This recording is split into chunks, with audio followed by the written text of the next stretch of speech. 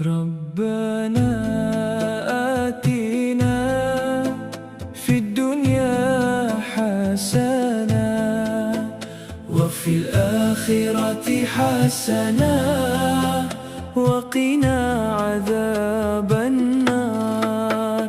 Ya Tuhan kami, berilah kami kebaikan di dunia dan kebaikan di akhirat, serta lindungilah kami dari azab neraka. Fi hadhihi dunya narju ridhaka wa bin nuri namshi ala hudaka. Antar rahimu likullil wara farham quluban tabtaghi liqaka.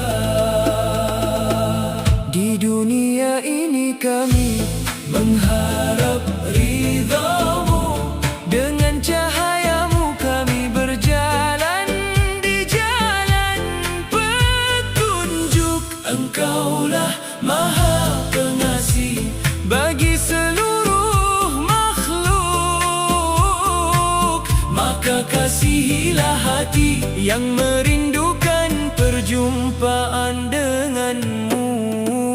Rabbana atina fid dunya hasanah wa fil akhirati hasanah wa qina adzaban nar.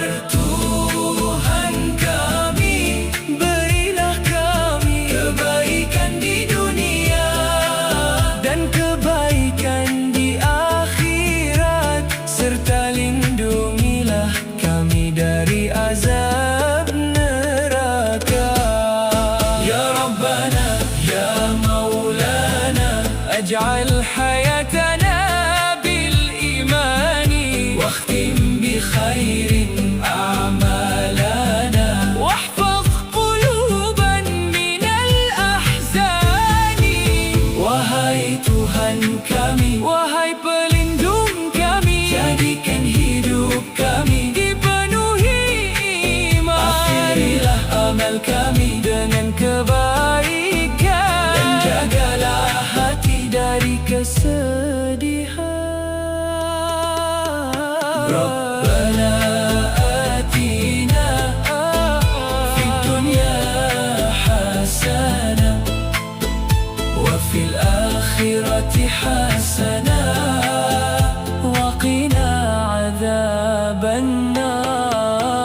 Ya Tuhan kami, berilah kami kebaikan di dunia dan kebaikan di akhirat, serta lindungilah kami dari siksa api